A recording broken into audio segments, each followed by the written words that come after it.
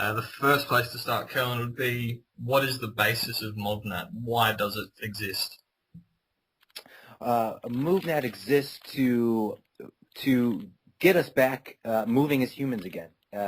Simply put, we're working on developing physical competence through more efficient movement patterns, and more specifically, getting back in touch with what it means to move like a human again in human-specific ways. So ultimately, we're looking to make a bit of a shift away from traditional and conventional exercise. Not to say that should be thrown out by any means, but we're trying to get more involved with a natural methods of movement, rooted in patterns and actions that have just helped us evolve as a species. So in a way, it's a more functional form of functional exercise. Yes, we definitely like that word. It's definitely meant to be more functional, and because that term functional is thrown around so often in the fitness industry, we also like to add on this idea of practicality to it. Okay. It's functional because the movements that we do have practical application in the real world. So no matter if you live off the land and spend all your time in rugged outdoor settings, or really if you live in a very urban environment in a city, the need for these functional or practical movements is always going to be there. We're always going to need to lift and carry and be able to balance and run and jump. We're always going to have to embrace this, our species-specific natural movements.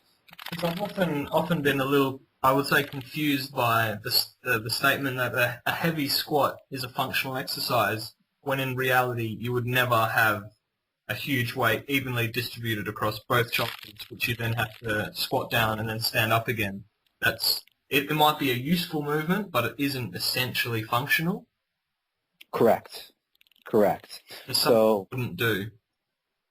And I think it's very important to not throw out the baby with the bathwater and disregard and start to categorize. But it's definitely worth paying attention to some of these movements and exercises really that we have come to know as the way. Yep. And understand what about them is so important. And, with that example, I would say, while a heavy back squat may certainly add a lot of strength and muscular size, it might not be all that practical in the real world, but the action of squatting is certainly something that we all need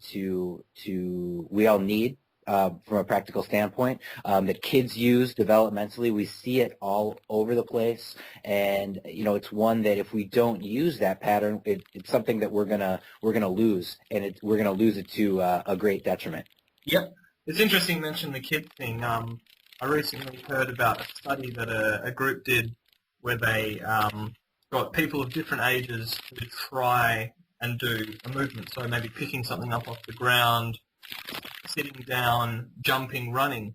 And what they found was that the younger the applicant was, so children maybe 5 years old, they actually did these movements the most naturally and in the safest way. And the older the person got, the worse their movements and the function of their movement was. And their conclusion was that a lifetime of not doing these movements and sitting down all the time and all these things that come with an urban lifestyle, actually people's bodies forget how to move properly.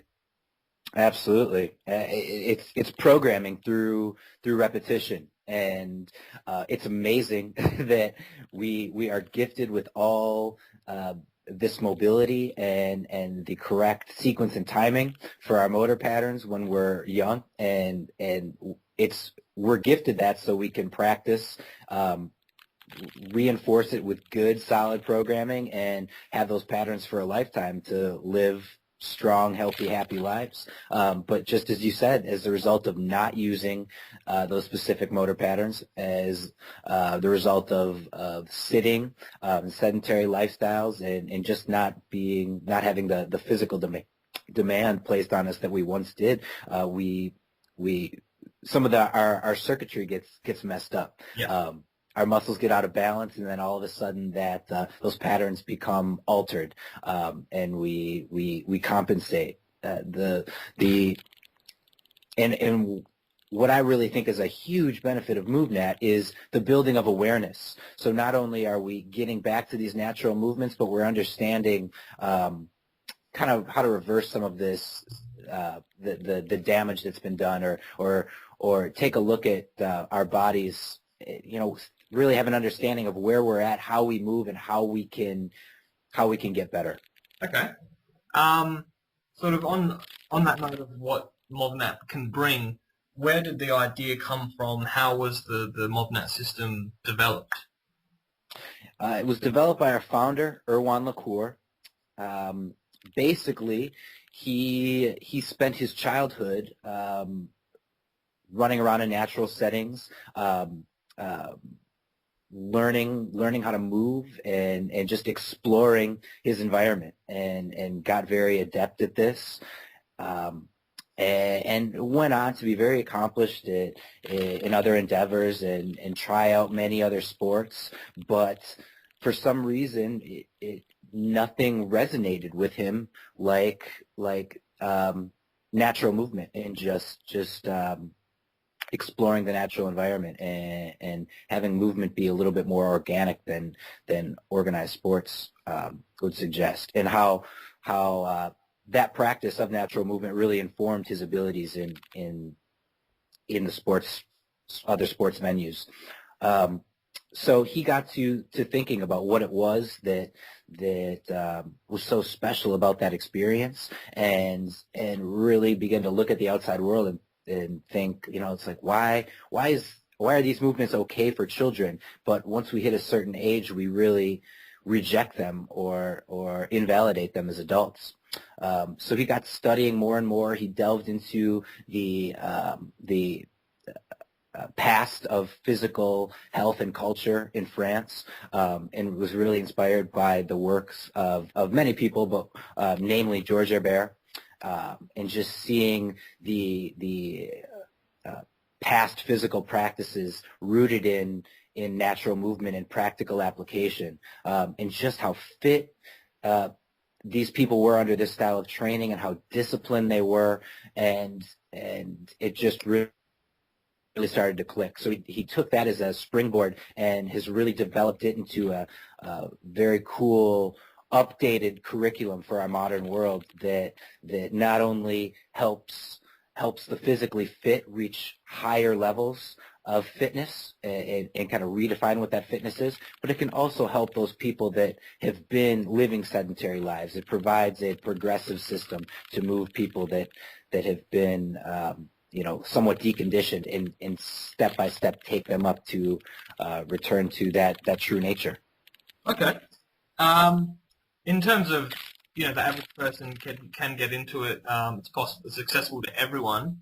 How would a MovNat system improve the health and abilities of the average person? When I look at the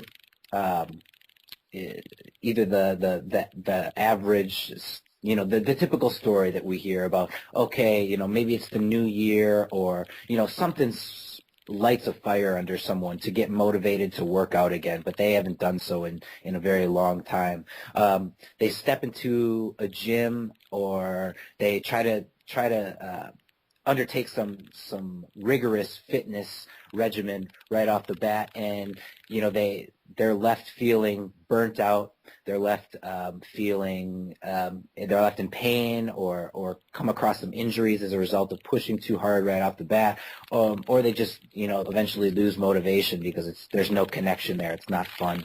And MovNat really addresses all of these issues. It gives everyone a starting spot. It through the spectrum of movements that we look through, and when I talk about the spectrum of movements, we're looking at walking, crawling, running, jumping, balancing, lifting, carrying, throwing, catching, climbing, and even swimming and aquatics and combatives. So generally we have a very reasonable starting spot for people.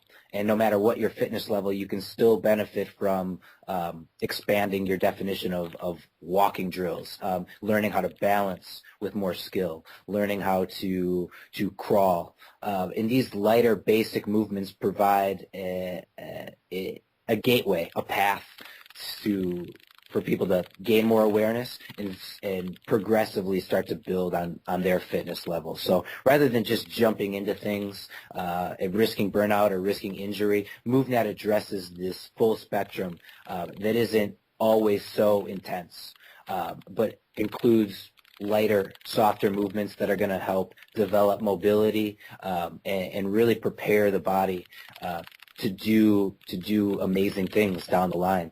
But we really realize that in place first must be quality. Quality movement has to be built as a foundation, and only then can you start to manipulate the variables such as volume, intensity, and complexity.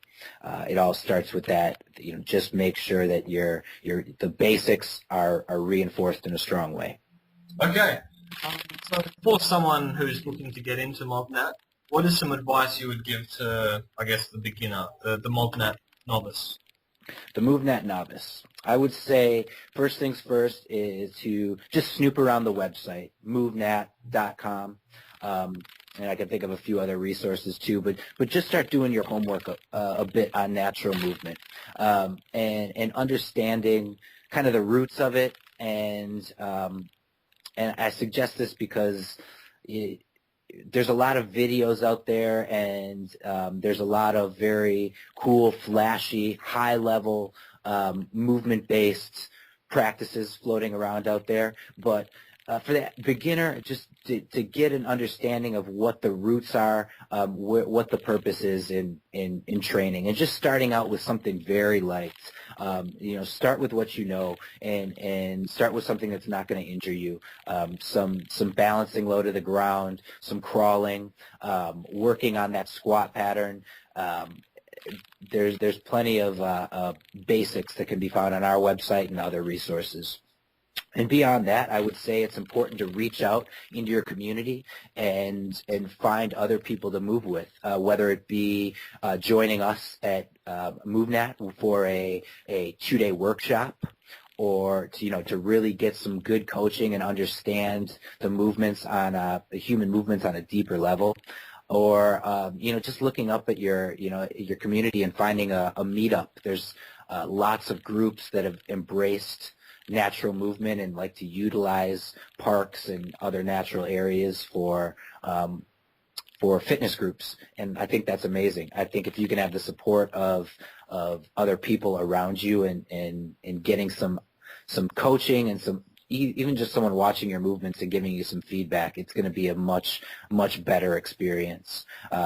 And as you get a little experience there, I would, say, try out some of our workouts that we have posted on our website. We've got combo workouts listed that have beginner, experienced, and advanced levels. So it's always a great place to get some formalized structure to your training there, and then you can always revisit those workouts at a higher level and see how you're improving.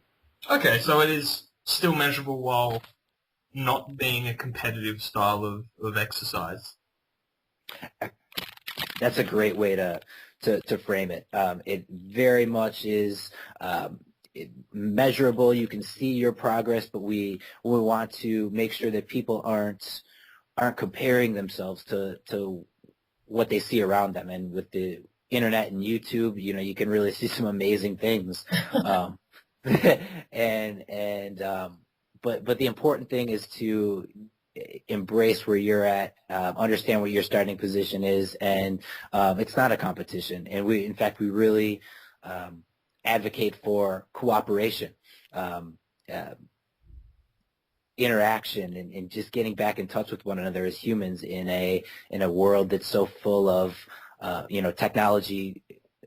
I won't say undermines that, but limits the need for some of it. Yes, the separation. MovNat is really, it's a system, and it's definitely a curriculum of movements and techniques. But at the same time, there's an underlying lifestyle component beneath it, and that's, you know, getting back to nature and getting back in touch with our fellow humans and our community members is a big part of the MovNat experience as well. Speaking about the sort of the deeper connection, getting in touch with nature, would you say that through practicing MovNat, or people you know have experienced an almost like a therapeutic, healing, spiritual kind of an effect which comes from that interaction with your body, with other people, with the natural environment? Is there maybe sort of a connection there? Absolutely. And, you know, of course, I always preface this by saying, you know, I only speak about it anecdotally. I don't have research studies to back it up. But certainly in all the workshops that I've done and all my experience, you know, I obviously have made a shift myself from training predominantly in gyms to training predominantly in the natural environment. And myself and everyone I've talked to has experienced some level of just an improvement in the quality of their lives, be it a greater sense of well-being, a increased sense of competence and competence in the real world. The amazing thing is this experience is individualized. It's unique to you as an individual. It's not up to anyone to interpret that for you. And some people really have a strong spiritual experience attached to it, and some people it's just, you know, it's as simple as saying that getting outside just feels good, and it's just more fun than being in the gym and doing the same old conventional exercise routines that have been advocated for so in the past few decades. So, you know, I think there's a lot of room to expand into what that deeper meaning can be, but certainly it's something that I've found, and it's just amazing how just getting back in touch with nature, getting outside, breathing the fresh air, feeling the wind, and experiencing the elements can do for your psyche, as well as your physical condition. In talking about the psyche, it's sort of, you mentioned MovNat is fun, and also linking back to when Erwin Lacour sort of discovered it as playing as a child, adventuring as a child. Would you say that the MovNat style of exercise is more of it almost seems like more like fun, more of a playtime, as opposed to a sort of an intense, grueling physical challenge? I think it starts with fun, and it starts with being playful and being explorative in the natural environment. And then from there, through the structure of MovNat, you can add more of that intensity and that rigor to it, but it never loses that fun or that the passion behind it. And so, you know, I go back to that point I made about practicality and how the movements are practical to life and life situations. I think that right off the bat, it just sets them up to be more easily understood, and they're just more engaging and relevant to the individual. So while it starts with fun, and that's kind of the hook, if you're the type of person that really is really into your fitness and you want to take it to the next level, there's so much of a ceiling provided by the MovNat system and in the natural environment that you can make it very intense, and you can definitely structure it in a more formal way in terms of writing a more defined program with periodization and you know, just finding a way to balance all these different skills and techniques for a bigger training purpose, yield a higher training effect. Some people don't necessarily get there, and you know, they just want to have the experience to feel playful again and learn a little bit more about their bodies and just move. And I think that's great. You know, whatever it helps for some people to get off their butts and get moving again, that's great. And for the fitness enthusiasts, there's a unlimited ceiling for potential, and that's because there's always going to be a more complex environment to work through, provided by the natural world. I guess instead of trying to lift a bigger weight or clock up more calories on a running machine, the challenges would be climbing a harder tree or running faster or lifting and carrying something heavier. Yeah, lifting and carrying something that doesn't have a nice, convenient surface to grip onto. Like a handle that the barbell does, something a bit more. Yeah. Try lifting. You're out in the world and you try lifting a rock. We call this being adaptive, and you have to be incredibly adaptive to work in the natural environment. And people that are incredibly fit in the gym often still have a very difficult time applying those skills in the natural environment because it's an uncontrolled setting more so. And in this idea of being adaptive, it's not just we're taking into account lifting that rock that doesn't have nice grippable handles or surfaces. Climbing a tree is going to be harder than doing pull-ups. Not just running faster on the treadmill, but running on a trail that has tree roots and holes and rocks that you've got to be aware of, and you've got to be very agile to negotiate those paths.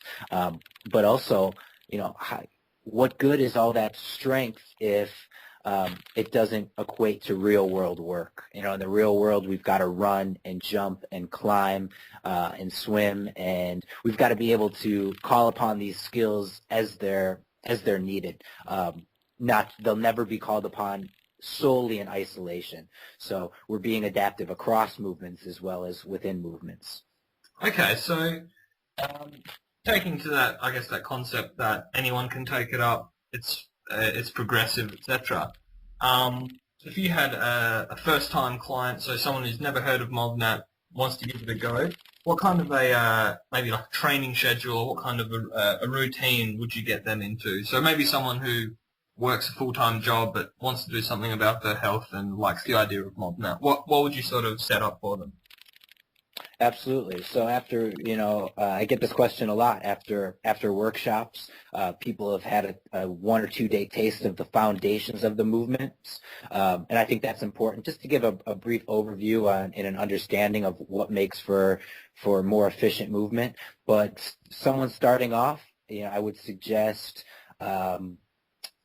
focusing on the movements of walking, crawling, balancing, and lifting and carrying.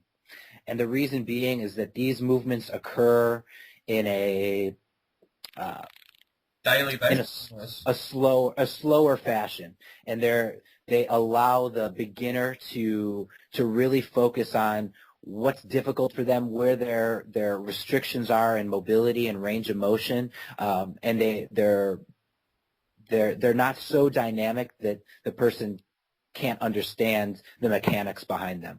So I really say that those movement aptitudes, again, walking, balancing, crawling, lifting, and carrying, really unlock the gateways, the gatekeepers to the more dynamic movements, and understanding jumping and climbing and running and throwing and catching, those things that occur a little bit more dynamically. So if someone's just starting out, I suggest, especially lifting and carrying, building up a foundational strength is going to serve them in a big way, and just making sure that they're going through all those movements to help promote good range of motion in the body, good foundational strength.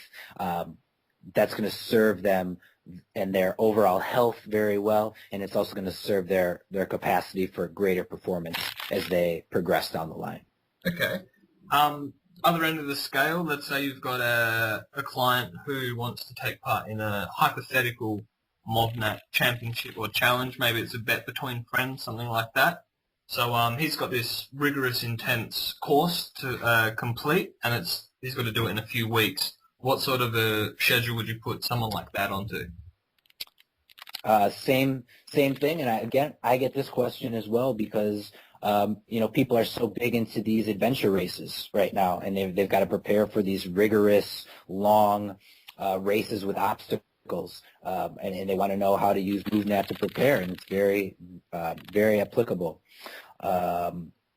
So again, starts off with the basics, and once that foundation of quality movement is set, then I recommend exploring some of those higher level skills, particularly climbing up on surfaces, be it a tree or a wall, but expanding past this idea of conditioning for the sake of conditioning and looking more at higher level movement skills. So while someone may be able to jump on a branch and knock out 10 or 15 pull-ups, we want them to be able to take that one step further and get up onto the tree branch or over that wall. It requires it's a different skill, and it requires a different set of training that a lot of people aren't used to.